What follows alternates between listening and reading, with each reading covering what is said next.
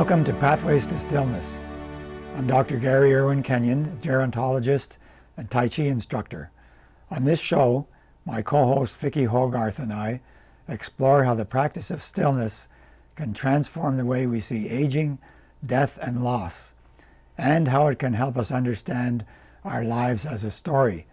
Today, we're joined by a very special guest, Dr. Bill Randall, Professor of Gerontology Emeritus at St. Thomas University. Bill is a pioneer in the field of narrative gerontology with a career that spans ministry, teaching, research, and writing. Well, it is a pleasure to be bookended today by two gerontologists and to join you once again, Gary. Tell us a little bit about how you and Bill have worked together over the years. Yeah, it's great to be here again. Bill and I goes back, we were actually figuring this out on the drive down from Fredericton this morning. We've been collaborating for 30 years. And we met back in 1995 through a mutual colleague. And Bill had done his first book on story, and I was doing work on meaning and story. And so this person said, you have to meet. So we met and we just hit it off right away. So over that 30 years, I managed to hire Bill as a faculty member in our department. So we had our offices beside each other. So we were collaborating, teaching, helping to build the department for over that time. So we've edited books together, we've written a couple of books together, and we were just thinking about how many places in the Western world anyway that we've given conferences and papers together. Plus, it has been a friendship that has lasted that long as well. So it's wonderful to have him here today. It is. I'm excited to read your book, Bill, Fairy Tale Wisdom, that I was just gifted this morning. But you're here also, Bill, to do a workshop at Sunbury Shores. It's a follow-up to one you did in May on the adventures of aging, which I love saying it that way. Tell us a little bit about your research and what you'll be doing here today in the 3-hour workshop, but explain that to us in shorter form right here. Sure. Well, I'll be exploring the idea that aging is not just some sort of unmitigated tragedy, which is kind of what floats around in the air in society, and we often end up, as we get older, kind of buying into that or defaulting to it. And then there's the other narrative that floats around in the air of not just aging as a narrative of decline, but aging as something we can be successful at.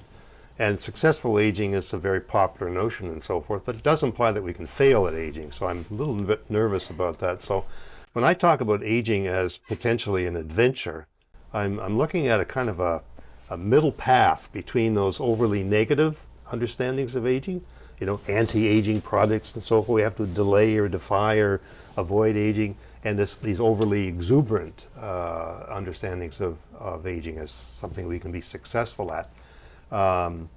So aging as an adventure, to me, is a kind of a glass half full philosophy of life, because adventures, and I'm not going to try to define adventure in some sort of literary way, but if you think of an adventure as anything that takes us outside of our comfort zones, planning a trip to a place we've never been, there's an element of adventure because there's that uncertainty and that unpredictability that things might not work out as we hope. But that's part of the adventure, the not knowing. And adventures need to have an element of adversity for them to be worth telling about later on. Someone has said, no trouble, no tale.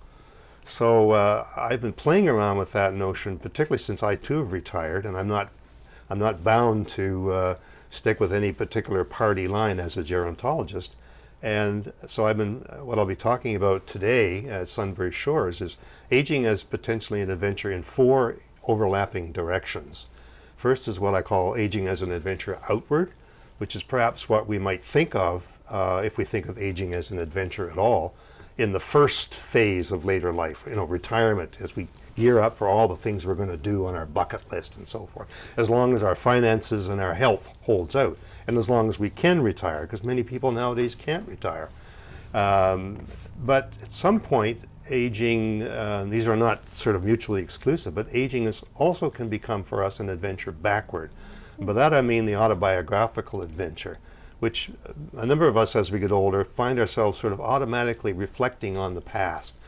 Memories come bubbling up out of nowhere, and we think, where did that come from? But it's part of maybe our psyche's process of processing the stuff of our lives. Gary and I have written extensively about that in a book called Restoring Our Lives. I've looked at the process of reading our lives. But memory and the walking down memory lane is not necessarily the happy romp that we might hope it will be. There's the adventure dimension, because we may uncover things that, I never really dealt with that. I need to think more about that. That's not easy to think about or resolve. But again, that's part of what Erik Erikson, the psychologist, would say, the need to do some sort of life review. The adventure is the not knowing for sure what we're going to uncover, which leads naturally, I think, into what I am calling the adventure inward. And Gary's work on Pathways to Stillness really aligns nicely with aging as an adventure inward, and memory kind of will lead us into the work, the inner work that I think our psyche, soul, or whatever calls us to do as we get older. Dealing with regrets, trying to come to grips with unresolved developmental issues, hurts and grief and so forth that's hard to deal with, but I think later life invites us to deal with that, hopefully in the company of others, where we can share our stories about the ups and downs of our lives. And I often think that as older adults, it's really important for us to get past talking about our aches and pains and the doctors that we're seeing and so forth, all of which is interesting and you can gobble up a couple of hours. But we need, and I think many of us would like to have deeper conversations about what I call the inner work of later life. I'll just leave it at that now, but the fourth adventure direction that I like to talk about, and will this afternoon, is aging as potentially an adventure forward. That's where people might get quite uncomfortable because what's there to look forward to? You're born, you age, you die. Where's the adventure in that? I think of aging as an adventure forward in a couple of ways. One is doing what we can while we can to help ensure, I call it aging as an adventure forward, is facing our futures. And one way of doing that is to do what we can while we can to help ensure that the world that we're leaving when we die will be a better place than it is currently. There are many older adults who become what I call radical retirees. In the personal sense, you make plans for your future by, do I have a will? Is my funeral sort of all sorted out and so forth to alleviate trouble from those you leave behind? But aging as an adventure forward in a more metaphysical way gets us into some difficult territory to talk about, which is death and dying. What is death?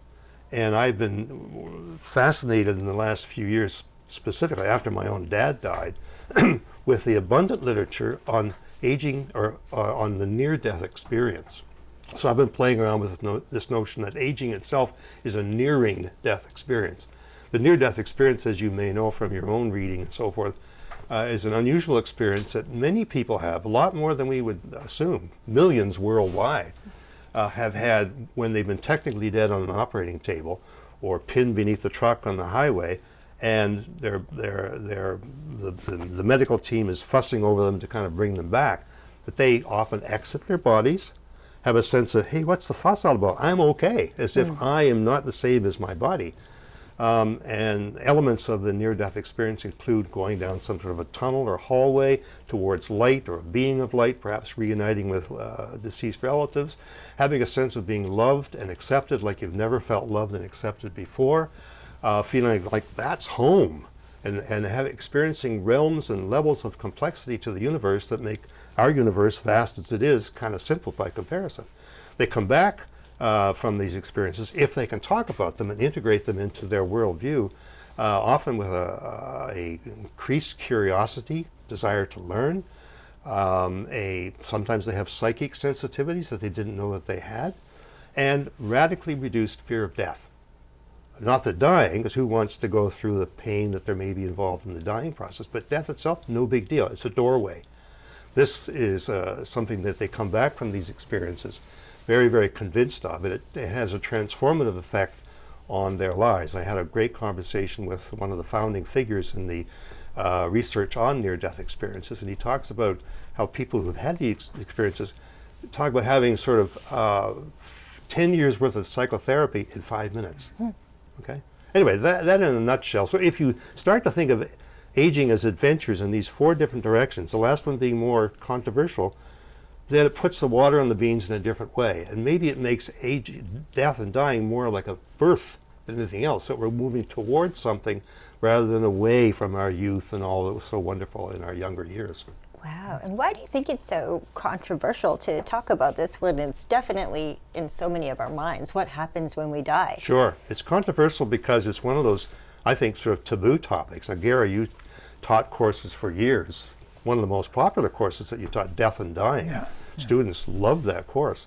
But the topic of death itself is not something you're going to, you might talk with your fellow senior citizens about, well, I've got this ache and this pain, I'm on this pill and so forth, but what do you think about death? That kind of shuts the conversation down. But now I think through the near-death experience research, maybe it's becoming more of a publicly acceptable topic to talk about. We have TV programs, we have YouTube videos and so forth about people who've had these experiences. So I often introduce and say it's optional, but I think it's important to consider it. Like the death is kind of the elephant in the room when we're talking about aging in general. Yeah. So let's talk about the elephant. Yeah. When, about the health aches and pains, with a lot of friends now when we get together, we say, okay, first 15 or 20 minutes, let's go over all these things. Who's dying, who's in a wheelchair, who's got this, who's got that, I've got this, you've got that, and then move on to other more uplifting topics, shall we say. The interesting thing I remember about near-death experiences is they have different ways of dismissing it in science, for example, as a hallucination or a drug reaction or somebody who previously had mystical experiences, so they were more prone, level of education. Well, they've ruled out all those factors, so it's not any of those things. And the other thing you mentioned is, didn't mention his name, but Bruce Grayson. Yes, that's the guy. I used to use a video of his work in my class, and he said that the difference between near-death experiences and all these other things is it lasts. A person is changed in seconds. A person is changed dramatically. Their story has changed dramatically from what it was before, and that's really hard to dismiss. I actually did an interview on radio about that too, and the producer said, "Yeah, I never thought about that. That's the difference about this. It's really." It's lasting. It doesn't fade away like a dream does or a hallucination can. Right. And it changes your story of the cosmos as a whole. I had a great conversation through Zoom recently with Philip Hascheider, who is a near-death experiencer. He's a Wisconsin farmer. He's written a number of books on farming, but he's written a book called 6 Minutes in Eternity. And it's about his experience for being 6 minutes dead on the floor of the local gym, being revived. And he has this incredible experience that he says, I can't unsee what I saw, I can't unhear what I heard, I can't unexperience what I experienced. He says, I was in a realm where I was fully me, felt fully accepted and loved, but I saw layers and layers and layers of universes and dimensions and so forth. We know the universe is vast, but what if this is just one universe or one level or one dimension of a multidimensional reality that is our home? Right, yeah. I sometimes hope or think or wonder if maybe we're just because we're human, we can't see it all. It could just be our own limitations. Yes. I wonder how being on this journey, you both studying gerontology the way you have, has changed your own journey or shaped what you believe or the way you see aging on a personal level.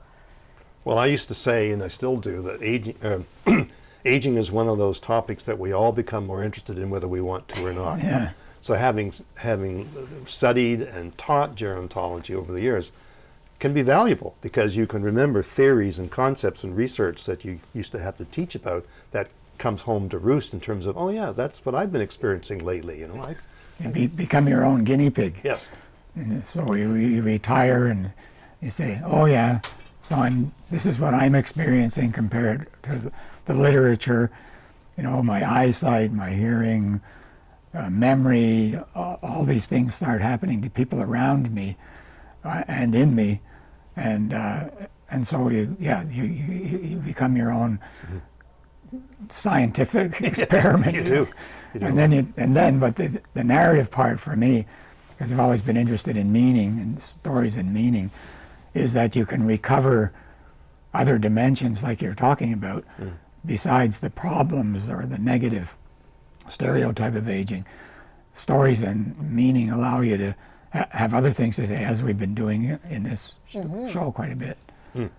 When you put on a workshop, what is the vibe from the room? What do you think people are hoping to get out of it? I've been doing a number of these presentations and workshops with members of the New Brunswick Society for Retired Teachers. The group today is retired people in general. The vibe, I think, overall is very positive, curious, at least this is from the comments that people make at the end, and an openness to an alternative understanding of aging overall. It's not just as, but as having a lot of positive potential of discovery. There are things we can understand when we're 75 that we couldn't begin to understand when we were 15 or 55 or whatever.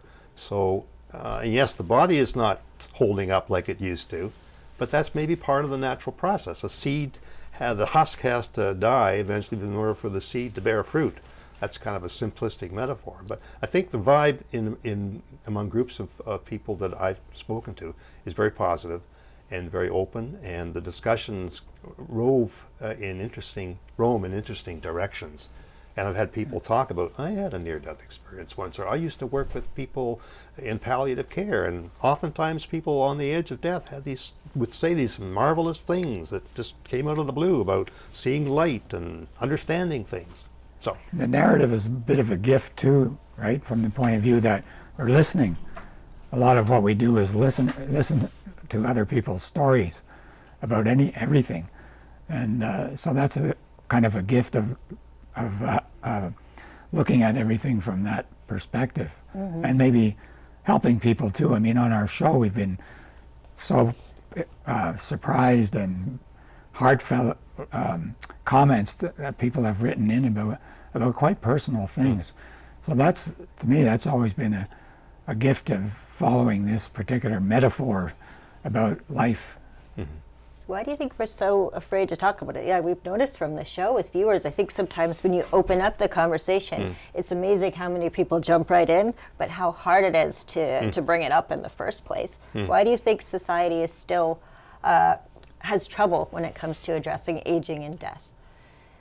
Well, I think for one thing, and I don't want to seem critical, but we're dominated by a biomedical model of what aging is about, as if aging is ultimately some sort of problem that we need to solve with medical advances, and all of that's great and good, but it doesn't tell the whole story, I think. And so I think we intend to internalize that biomedical understanding of aging as a series of losses and deficits and so forth, and to have those deeper conversations, which you're obviously having through this program with all the wonderful comments people send in, says that there's a hunger for a bigger story of what aging is about, what it's for. When it comes to being honest about your story, how hard is that when you're speaking with people? I think sometimes we want to see ourselves in a certain light, but getting to the honest truth of who we are can be difficult. Sometimes we tell a story that is maybe more forgiving of choices we made and things like that. We call something a wisdom environment. So you set up a non-judgmental, accepting environment for someone to allow their story to come out. I think in those circumstances, people feel more relaxed about maybe sharing things they wouldn't otherwise do if they felt that someone is judging them or putting them down or not believing them or whatever. That's one way I think that the narrative works. Narrative care works. And on a bigger level, on a macro level, when we look at, as Bill was touching on, a society that when you turn on the TV, here's an anti-wrinkle cream, all these things that's very focused on youth and wanting to look younger, hide our age. How do we make changes on such a big scale to have a world that is a little bit more accepting of the idea of aging and not trying to hide who we are and what stage of life we're at? The how-to would be to have programs like this. And to foster, in informal ways, whenever we can, as just being when we're with one another, those wisdom environments that Gary referred to, where it's people that we're with feel safer to go to that deeper level, where we can tell stories that aren't the surface stories that we trot out in order to make ourselves look good or whatever. But I've always kind of secretly thought that, for me, in the adventure inward, that's largely about going to that deeper level. Which is not easy to do because we can be a surface-oriented society. It's all about looks and impressions and so forth. But my experience in these workshops and presentations is that people are just really ready and hungry to go to that deeper level and to bare their souls, as it were, and to be more open to and accepting of their own open-endedness and how we don't have it all figured out. And we're all just little kids starting out, beginners with beginner's mind. Beginner's mind, yeah. Are there cultures that do a better job of it? Let's say when you look at indigenous history and cultures and elders, people that celebrate older people in the community and what they have to offer. We're getting that wrong in Western culture. It seems quite wrong. No, I think our First Nations neighbors have that enshrined in their culture, that yes, older adults are not elderly, they're elders, capital E, and they're revered and honored and respected because they have the stories, they have the knowledge, and they have the sense of awe and mystery perhaps too, as they prepare for reuniting with the larger picture. And I think in our Western, more materialistic, biomedically oriented society, we've lost that. But I think we can learn a lot from our Indigenous colleagues, and I like to talk about fostering wisdom environments and where we mentor one another into elderhood. I can't claim that term elder for myself necessarily. It's something that's assigned to you by your community or your clan, but to think of our own aging process as a movement towards eldering. I mean, both Gary and I have had wonderful opportunities, even though we're retired, to continue to work with people who are younger than us. And, we share such knowledge as we have, and we get their knowledge shared with us. So we're both growing, even though we're at different chronological stages. And when you both look back on your work, what are some of those breakthrough moments in your own philosophies of life that your work has fostered for you? From conversations you've had, from research you've been able to do? What have been some of those major enlightenment moments? It's a big question, I know. Well, I think it's continuously learning this beginner's mind, that the more you listen to older people, the more you find, like my old friend George Wakeling used to say, I've been around the track a few more times than you. So, and Plato, the Greek philosopher, also said that if you want to know about aging, go talk to an older person. Yeah. And that's really, it's not high tech, it's really that, just listening to somebody. But also the wisdom environment. I know when I teach the seated Tai Chi, when I go to the group, I could go in and say, I'm a Tai Chi teacher and professor at St. Thomas University, and I'm going to show you something. No, I go in like, I'm Gary, we're going to relax today. We're just going to relax. You don't have to do anything. You've probably been told what to do all your life, and they nod their heads at work and parents and so on. Well, here you just relax and do nothing. And after a few minutes, they will be, try it. They'll just try it out.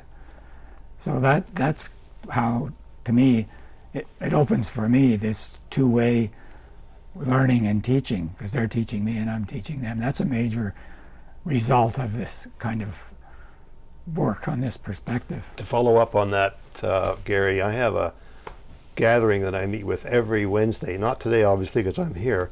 I call them my Wednesday friends. and they're all in their 40s or 30s or 20s. And we get together at the campus pub at UNB, whatever we have, a coffee or whatever, and we talk about life.